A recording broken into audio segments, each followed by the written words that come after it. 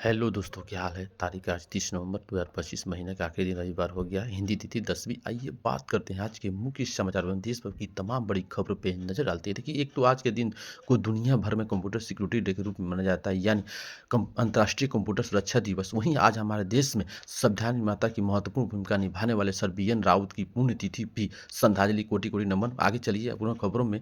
Programme देखिए। प्रधानमंत्री नरेंद्र मोदी सुबह 11 बजे आकाशवाणी पर मन की बात कार्यक्रम पर विचार साझा करेंगे। और वहीं आज छत्तीसगढ़ रायपुर में पुलिस महानिदेशक और महानिरीक्षकों के 60वें अखिल भारतीय सम्मेलन में भाग लेंगे पीएम मोदी। कल से यह बैठक चल रही है। कल भी 13 घंटे बैठक चली, 4 सेशन हुए। पीएम मोदी बोले कि सिक्योरिटी सिस्टम पर मंथन हुआ है, महिला सुरक्षा और भारत के विजन 2048 पर भी चर्चा हुई है। और उत्तर प्रदेश में आज 30 नवंबर को SIR का विशेष कैंप लगाया जाएगा। सभी मतदान केंद्रों खुले रहेंगे। जिन लोगों की अभी तक भी SIR फॉर्म जमा नहीं हुए हैं, ये यूपी में अलग अलग जगहों पर शिविर के माध्यम से जमा करा सकेंगे न। चलिए अगला खबर अपन देखते हैं। RBI की एक रिपोर्ट सामने आ रही है कि 2.69 लाख करोड़ का लाभांश RBI ने मंजूर किया है।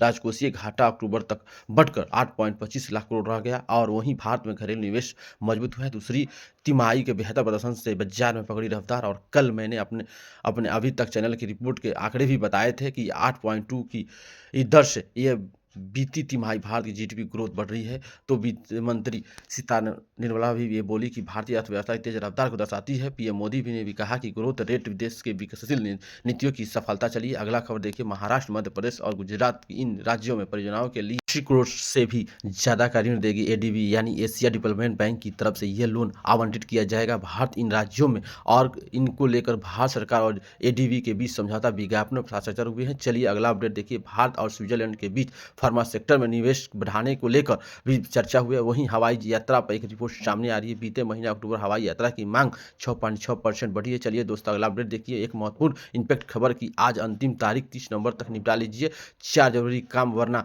पेंशन नहीं मिल पाएगी। आपका बैंक अकाउंट बंद हो जाएगा और इनकम टैक्स का नोटिस भी आ जाएगा। तो आज नवंबर का महीने का अंतिम दिन है, तो इसके साथ ही 4 ऐसे जरूरी काम हैं जिनकी डेडलाइन भी आज खत्म हो जाएगी। वे कौन कौन से हैं? सबसे पहले नवंबर पेंशन की लाइफ सर्टिफिकेट जमा करना। अगर आप अभी तक भी जीवन प्रमाण पत्र जमा नहीं किए हैं तो आज अंतिम तारीख 30 नवंबर तक जमा करवा दें, वरना आपकी पेंशन रुक सकती है। दूसरा, टैक्स से जुड़े कई सारे जरूरी फॉर्म भरने की डेडलाइन भी आज 30 नवंबर की ही है। ITR या इनकम टैक्स डिपार्टमेंट की तरफ से ये सभी टैक्स पेयर्स के लिए जरूरी सूचना जारी की गई है। तीसरा, पंजाब नेशनल बैंक के ग्राहकों के लिए KYC करना सही है। अगर आपने अभी तक PNB अकाउंट की KYC नहीं करा है, जरूर करवा लीजिए। ये देख सकते हैं आप, PNB ने नोटिफिकेशन जारी किया है। इसके लिए भी लास्ट डेट सबमिट KYC करना 31 नवंबर 2025, वरना फिर आपका अकाउंट ऑपरेट नहीं कर पाएंगे। आपका PNB अकाउंट ऑपरेट यूजेबल नहीं रहेगा। फिर वापस आपको अपने अकाउंट एक्टिव करने के लिए काफ़ी दिक्कत की सामना करना पड़ेगा। और चौथा दोस्तों, सरकारी कर्मचारी NPN UPN विकल्प चुनना चाहते हैं तो उनके लिए भी लास्ट 30 नवंबर ही है। तो सरकार अगर इन तारीख भी नहीं बढ़ाती है तो ये भी एक आज का डेडलाइन वर्क है। तो ये कुछ अपडेट। अब बाकी फिर कल 1 दिसंबर 2025 से ही हमारे देश में कई सारे नए नियम, बड़े बदलाव भी लागू होने जा रहे हैं। मैंने कल आपको ही अभी तक चैनल के माध्यम से वीडियो डाला था। 1 दिसंबर 10 नए नियम लागू होंगे देश में, जिनकी सीधा असर आम आदमी के जीवन पर पड़ेगा। LPG गैस सिलेंडर से लेकर आधार कार्ड, UPI समेत कई सारे बदलाव देखे जाएंगे। तो इसके लिए डिटेल जानकारी आप इस वीडियो में देख लीजिए। ये आज फिलहाल आगे बढ़ते हैं खबरों में। देखिए, आप सोना चांदी की भाव का अपडेट आ रहा है कि सप्ताह भर में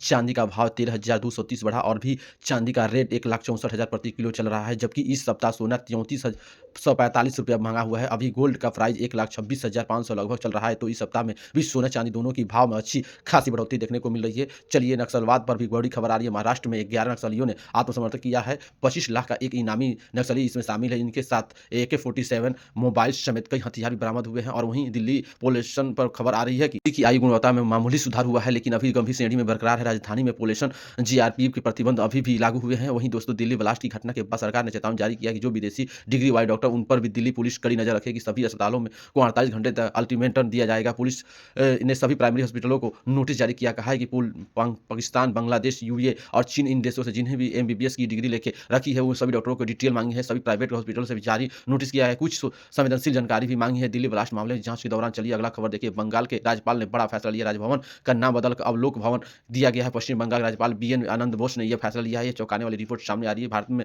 बंधु मजदूर के सच देखिए। अभी तक 100% श्रमिक दलित और आदिवासी OBC वाले ही हैं। 80% मामलों में FIR तक दर्ज नहीं होती है। National corporate committee systematic for indication of brand के लेवल द्वारा जारी एक नई रिपोर्ट बताती है कि भारत में बंधुआ मजदूर आज भी गहराई से जाति आधारित शोषण पर टिकी हुई है। रिपोर्ट में पता चला है कि इन मजदूरों में एक विषम समुदाय से नहीं था, बल्कि दलित या SC ST OBC से ही है। देखिए रिपोर्ट किस्म के कुछ डिटेल जानकारी भी। चलिए अब अगली खबर देखते हैं दोस्तों। यूरिया खाद की कमी पर किसानों ने सुनिश्चितकालीन धरना दिया है। भारतीय किसान संघ ने तहसील मुख्यालय पर वहां पड़ाव की घोषणा की है। यूपी, राजस्थान समेत कई राज्यों में अधिकारी जिलों अभी तक खाद की कमी चल रही है और यह मामला राजस्थान उदयपुर का है। चलिए अगला अपडेट देखिए। जकार्ता बना बुनियादी सबसे ज्यादा आबादी वाला शहर टोक्यो को भी पीछे छोड़ा। यूएनए की तरफ से रिपोर्ट जारी की है। देश की राजधानी दिल्ली इस मामले में तीसरे और कोलकाता 8वें स्थान पर। दुनिया भर में ज्यादा पॉपुलेशन के मामले में यूएनए दुनिया भर के ये शहरों की लिस्ट जारी किया है। बड़ी अच्छी खबर देखिए, भारतीय नौसेना को मिली नई ताकत। नीलगिरी सिथालफिकेट तारागिरी इंडियन नेवी में शामिल हो चुका है, इसलिए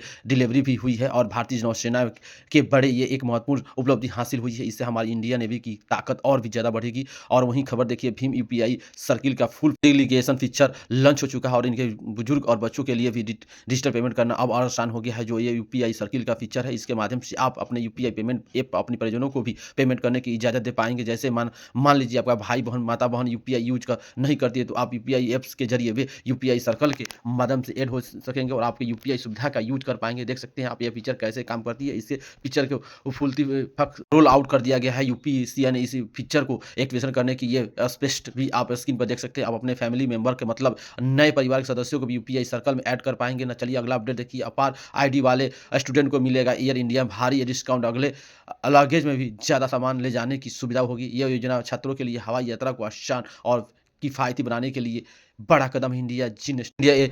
जिसके स्टूडेंट की अपार आईडी बनी हुई है, उन्हें टिकट वगैरह घरेलू उड़ान में 10% अतिरिक्त छूट दी जाएगी। वहीं अब Amazon, Flipkart e commerce company भी आपको लोन देगी। भारत में 2 दिग्गज ई कॉमर्स प्लेटफॉर्म की तरफ से शानदार फाइनेंशियल सर्विस शुरू की गई है। छोटे कारोबारियों और ग्राहकों को भी बेस्ट ऑप्शन मिलेगा लोन के लिए। अमेजन का कहना है कि छोटे कारोबारियों के लिए खास लोन ऐप भी लॉन्च अब अमेजन, इसके अलावा फ्लिपकार्ट भी अब लोन EMI सेवाओं में उतरे जा रहे हैं। तो जल्दी आप इनको दोनों प्लेटफॉर्मों के जरिए भी बैंकों से लोन ले सकते हैं, वैसे फैसिलिटी मिलेगी ना। चलिए अगला खबर में। भारतीय स्टेट बैंक RBI ने चेतावनी जारी किया कि पेंशन सावधान रहे, फर्जी कॉल और लिंक से आपके खाते में बैंक खाते का नुकसान हो सकता है। भारतीय स्टेट बैंक RBI ने खास करके रिटायरमेंट लोगों को धोखाधड़ी से सावधान रहने की चेतावनी दी है। ठग ऑप्शन से नेट बैंकिंग, ATM वगैरह OTP की डिटेल मांग सकते हैं, तो सावधान रहे। देख सकते हैं RBI की तरफ से इस बारे में ट्वीट किया गया है। स्टेट और लॉट प्रोडक्शन और रिपेयर्ड सर्विस, क्योंकि आजकल आपको पता होगा ये दिन साइबर फ्रॉड देखने को मिलते हैं। अलग अलग तरीके से धोखाधड़ी के जरिए लोगों के बैंक खाते में पैसे हड़प लिए जा रहे हैं। यह देखिए आज के लेटेस्ट साइबर ठगी घटना यूपी गोरखपुर का यह मामला है। एक व्यापारी को सीक्रेट ट्रेडिंग के जाल में फंसाकर चूना लगाया है, 3 लाख ठग लिया गया है। सीक्रेट ट्रेडिंग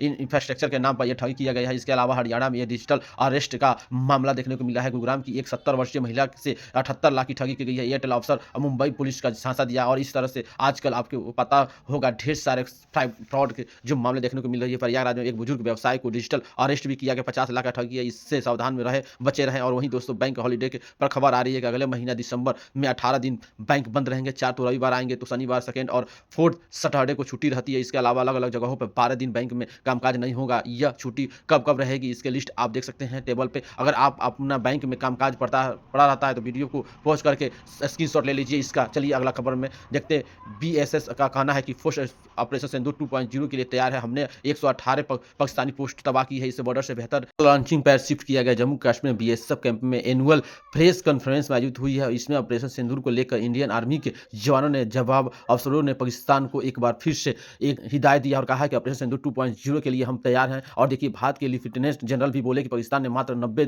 घंटे में भारत के सामने घुटने टेकेंगे। हरियाणा के हिसार में उन्होंने कहा कि ऑपरेशन सिंदूर में लंबे लड़ाई की तैयारी की है, लेकिन जंग जल्द रुक जाएगी पाकिस्तान की नाकामी वजह से। और अभी पाकिस्तान को तो ऑपरेशन सिंदूर का खौफ मंडराता हुआ है। देखिए पाकिस्तान ने अपने कई बॉर्डर इलाके में बेहतर शिफ्ट कर दिया है। पाकिस्तान की डर है कि कहीं भारतीय फिर से ऑपरेशन सिंदूर को शुरू न कर दे। ऐसे चलिए अगला अपडेट देखिए। एक बड़ी दुर्घटना हो गई है बीती रात दिल्ली के तिगरी एक्सीडेंट में 4 मंजिल इमारत में आग लग गई, जिसमें 3 लोगों की मौत हो गई, 2 लोग घायल हो गए। वहीं देखिए दोस्तों असम राज्य के नगा में 795 हेक्टेयर जंगल खाली करने की कार्रवाई की गई है। 15,100 से ज्यादा परिवार बेघर हुए हैं। यहाँ आरक्षित वन भूमि के अतिक्रमण हटाने के लिए असम सरकार ने यह बड़ा अभियान चलाया है, तो हजारों परिवार को विस्थापित होना पड़ेगा। पड़ेगा। वहीं खबर है दिल्ली कोर्ट की अमेरिका से रिपोर्ट की एक गैंगस्टर अनमोल की एनआईए हिरासत भी 7 दिन बढ़ा दी गई है। चलिए अगला अपडेट देखिए। कांग्रेस के नेशनल हेराल्ड केस मामले पर फैसला तीसरी बार टला। ईडी सीट पर संज्ञान ले लिया है या नहीं, कोर्ट को तय करना है। आरोपी में राहुल गांधी और सोनिया गांधी के नाम भी शामिल है और इस मामले पर कोर्ट 16 दिसंबर को फैसला सुनाएगी अगले महीने। वैसे इस मामले पर राहुल गांधी, सोनिया गांधी ईडी पर 2 मुख्य आरोपी है। भ्रष्टाचार फर्जीवाड़े का है ना। वहीं खबर देखिए पश्चिम बंगाल के 8 महीने बाद वक्फ संशोधन कानून लागू हुआ है। मुख्यमंत्री ममता बनर्जी बोली कि गोली मार दो लेकिन धर्म के आधार पर बंटवारा नहीं होगा। आखिरकार केंद्र सरकार के दोनों सदनों में से जो वक्फ संशोधन कानून इस साल अप्रैल पास हुआ था, आपको पता होगा 8 अप्रैल को इस देश भर में लागू किया गया, लेकिन पश्चिम बंगाल सरकार ने इसको विरोध कर रही थी। तो 8 महीने बाद इस कानून को वक्फ संशोधन बिल को पश्चिम बंगाल में भी लागू करने के लिए ममता बनर्जी राजी हो गई। हालांकि पश्चिम सरकार ने इसको लेकर 4 निर्देश जारी किए, देख सकते हैं आप। वहीं देखिए एसपी भोपाल में हिंद इसमें मौलाना मसूद मदनी ने कहा कि जब जुल्म जिहाद भी होगी। मौलाना बोले कि मुद्दे को में सिलेंडर करती है, मौलानाओं को टारगेट किया जा रहा है, यह विवादित बयान दिया है उन्होंने। एमपी भोपाल में चली दोस्तों अगले खबर। मध्य प्रदेश में अब रात में नहीं देख सकेंगे टाइगर पार्क। एमपी में भी सभी नाइट सफायर को बंद करने का आदेश दिया गया। सुप्रीम कोर्ट के आदेश पर 1 दिसंबर से ही रोक रही है। जिन लोगों ने अगर पहले से ही एडवांस बुकिंग करवा रखी थी तो उनका भी पैसा वापस रिफंड किया जाएगा। खबर देखिए हरियाणा के सेना सोनीपत में देश के सुप्रीम कोर्ट के सीजीआई सूर्यकांत बोले कि ऑल स्टूडेंट ईमानदारी न छोड़े। उन्होंने कहा कि संविधान तभी तक रहेगा जब तक आपकी नैतिकता इसे बरकरार रखती है। खबर देखिए हरियाणा में आईआईटी के लिए 300 एकड़ जमीन देगा हिस्सा। कैबिनेट मंत्री गौवार ने मुख्यमंत्री को विजयन सौंपा। 5 बीजेपी सांसद लेवी कर रहे हैं। और खबर देखिए हिमाचल प्रदेश के संजौली मस्जिद का मामला अब्दुल पकड़ने लगा है। हिंदू संगठनों ने शव यात्रा भी निकाली है। थाने के बाहर पुतला फूंका है। प्रशासन से मीटिंग का बहिष्कार भी किया है। हिमाचल की राजधानी शिमला में विवादित संजौली मस्जिद का बिजली पानी काटने की मांग को लेकर 12 दिन के अनशन में बैठे हिंदू संघर्ष समिति अब भड़क गई है। बीते दिन यह काफी विरोध प्रदर्शन देखने को मिली। वहीं देखिए हिमाचल में MFS लाभार्थियों में 2222 लोग मृत पाए गए हैं। केंद्र सरकार ने भेजी लिस्ट, जबकि वो 5 लाख से ज्यादा संगीत लाभार्थी बताए गए हैं। 2918 वाहन धारक की मुफ्त राशन ले रहे हैं जो कि क्राइटेरिया में नहीं आते हैं। दरअसल हिमाचल प्रदेश में NFSI यानी अंतर्राष्ट्रीय खाद्य सुरक्षा अधिनियम के तहत आने वाले मुफ्त राशन की पात्रता को लेकर यह बड़े पैमाने पर गड़बड़ी आशंका जताई है। केंद्र सरकार ने हिमाचल प्रदेश के इन फर्जी लाभार्थियों को लिस्ट भी भेजी है।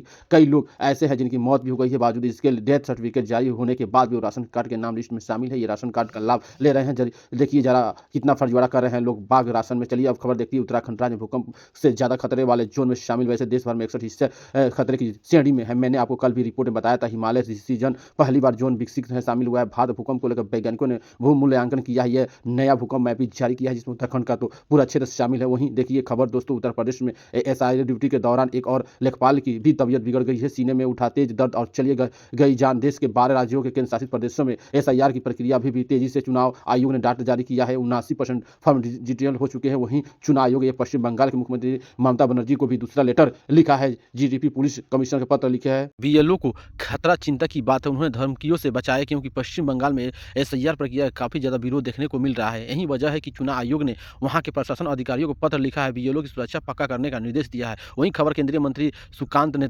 चेतावनी दी है कि बंगाल में भाजपा सरकार की बनने पर सड़क पर नहीं होगा नमाज। और देखिए कुर्सी की खींचतानी के बीच कर्नाटक में सिद्धार्थ भैया और शिव कुमार की ज्वाइंट कॉन्फ्रेंस हुई। CM और डिप्टी CM पहले के साथ ब्रेकफास्ट किया और फिर सीधी बोले कि हमारे बीच कोई मतभेद नहीं है। और देखिए उमा भारती बोली कि 2029 में हर हाल में यूपी झांसी से लोकसभा चुनाव लड़ूंगी। ये तो कुछ पॉलिटिक्स अपडेट इन्वेस्ट किए। सीधे आगे बढ़ते हैं मौसम अपडेट में। तो देखिए मौसम विभाग ने चक्रवात तूफान डिटवा को लेकर आज 30 नवंबर को और कल परसों 1-2 दिसंबर को भारत के कई राज्यों में भारी बारिश की चेतावनी जारी किया। इस तूफान के चलते तमिलनाडु में तो भारी बारिश का दौरा भी शुरू हो गया है। पुडुचेरी में भी रेड लाइट अलर्ट जारी किया गया है। मौसम विभाग के मुताबिक एक तूफान दक्षिण पश्चिम बंगाल की खाड़ी और उससे सटे उत्तरी श्रीलंका के ऊपर अभी भी अपना प्रभाव तेज बरकरार पाई है। और 30 नवंबर को यह तटबंधीय प्रदेश में यमन, रायन और सीमा में प्रवेश करेगा। इसके चलते भारी बारिश होने की संभावना है। कुल मिलाकर पूरे दक्षिण भारत में इस चक्रवाती तूफान ऋतु को लेकर अलर्ट जारी हुआ है। तूफान का कहर कई उड़ानें रद्द कर दी है। श्रीलंका में भी हाई अलर्ट है। ही श्रीलंका में तो हैरानी की बात देखिए तूफान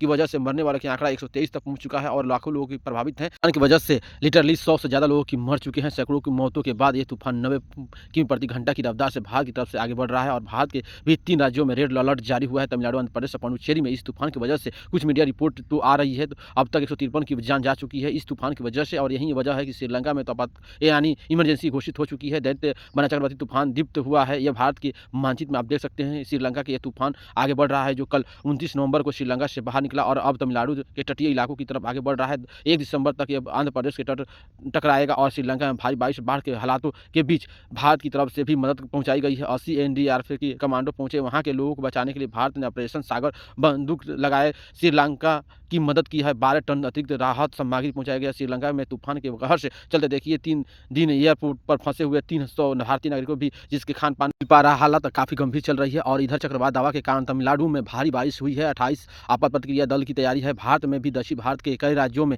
इस तूफान की वजह से 54 फ्लाइट भी कैंसिल हुई है।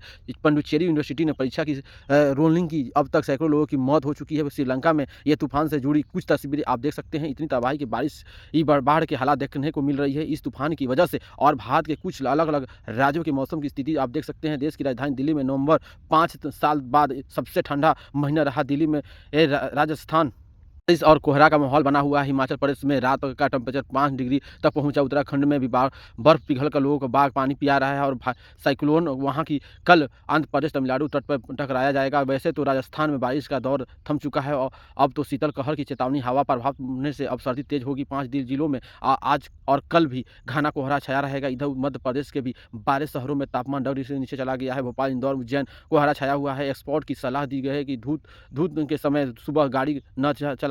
हरियाणा में 2 दिन बाद ही शीतल लहर चलेगी और कल बादल छाए रहेंगे, धूप और बढ़ेगी। इधर पंजाब, चंडीगढ़ भी ठंडी है। न्यूनतम तापमान 0.2 डिग्री सेल्सियस की बढ़ोतरी हुई है। 3 दिसंबर तक ठंडे और ज़्यादा बढ़ने की चांस है। छत्तीसगढ़ में देखिए बिजली और काफ़ी हाईवेज पर काफ़ी कम देखने को मिली है। उत्तर से आ रही हवाओं की ठंडा ठीक रहने की भी बढ़ाई है। उत्तर प्रदेश में भी इटावा सबसे ठंडा चल रहा था। 60 डिग्री तक पहुंचा तापमान। पहाड़ी राज्य हिमाचल प्रदेश में 4 से 5 दिसंबर को बारिश और बर्फीली चेतावनी जारी है। सूखी ठंडक के राहत मिलेगी वजह से। वहीं देखिए भारतीय नौसेना के हेलीकॉप्टर्स ने श्रीलंका के परनाला में भी बाढ़ फंसे 8 लोगों को बचाया है। बाकी ये भारत के मानचित्र आप देख सकते हैं। इन राज्यों में कोहरे की चेतावनी और राजस्थान, हरियाणा, दिल्ली, चंडीगढ़, हिमाचल, वहीं उड़ीसा, आंध्र प्रदेश, तमिलनाडु, पुडुचेरी राज्यों में आंधी, बारिश और बिजली की भी चेतावनी है। ओके, चलिए मौसम अपडेट की आगे बढ़ते हैं।